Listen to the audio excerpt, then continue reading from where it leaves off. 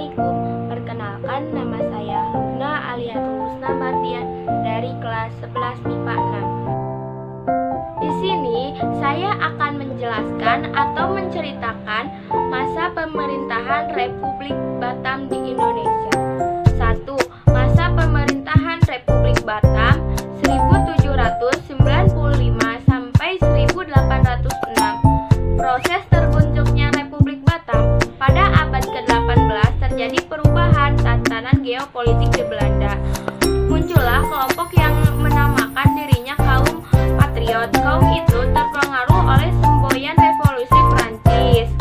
Sebagai pemimpin Republik Batam adalah Louis Napoleon, saudara dari Napoleon Bonaparte. Kebijakan yang utama bagi Prancis waktu itu adalah menerangi Inggris. Akhir Republik Batam, letaknya geografis Belanda yang dekat dengan Inggris menyebabkan Napoleon Bonaparte merasa perlu menduduki Belanda. Pada tahun 1806, Prancis membubarkan Republik Batam dan membentuk kerajaan Belanda.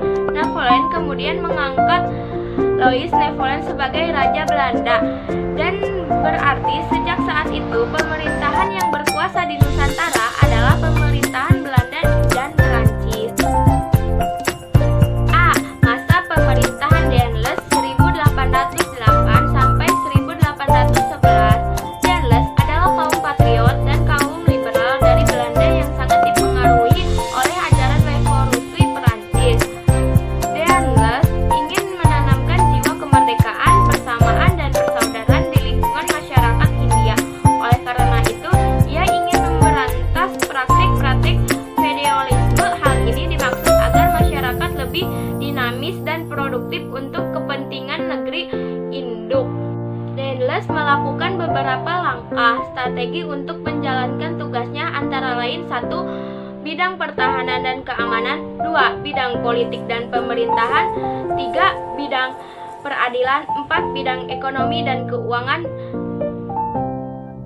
B. Pemerintahan Jason 1811. Pada bulan Mei tahun 1811, Daendels dipanggil oleh Louis Napoleon untuk kembali ke negara Belanda. Sepeninggal Daendels sebagai gubernur jenderal, ia digantikan oleh Javan Willem Jason yang sebelum menjabat sebagai gubernur jenderal di Tanggung Harapan Afrika Selatan. Pada tahun 1802 sampai 1806, pada tahun 1806, Johnson terusir dari Tanjung Harapan karena Tanjung Harapan jauh ke tangan Inggris. Penyerahan Johnson secara resmi ke pihak Inggris ditandai dengan adanya keputusan tentang pada tanggal 18 September 1811. Isi kapitulasi tentang sebagai berikut: 1. Pulau Jawa dan sekitarnya yang dikuasai Belanda diserahkan kepada Inggris. 2. Semua tentara Belanda menjadi tawaran Inggris. 3. Orang-orang Belanda dapat dipekerjakan dalam pemerintahan Inggris. Yang kedua, perkembangan kolonialisme Inggris di Indonesia. Sistem sewa tanah yang dijalankan Raffles mengalami kegagalan dikarenakan 1. Keuangan negara dan pegawai-pegawai negara cakap sangat terbatas. 2. Masyarakat Jawa pada abad 19 belum mengenal uang. 3. Belum ada pengukuran tanah milik penduduk secara tepat karena pemilikan tanah mereka berdasarkan pada saat warisan setempat, sehingga pemungutan pajak tanah mengalami kesulitan. 4. Pemungutan pajak yang dilakukan oleh pejabat dilakukan secara sewenang-wenangnya. Bidang pemerintahan dan administrasi. 1. Membagi Pulau Jawa menjadi 16 presiden. 2. Menggantikan sistem pemerintahan feodal dengan kolonial.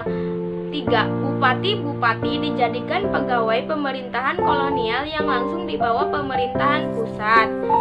Sekian dan terima kasih. Mohon maaf bila ada kesalahan atau kekurangan dalam menjelaskan tentang materi sejarah ini, dikarenakan saya masih dalam tahap pembelajaran. Wassalamualaikum warahmatullahi wabarakatuh.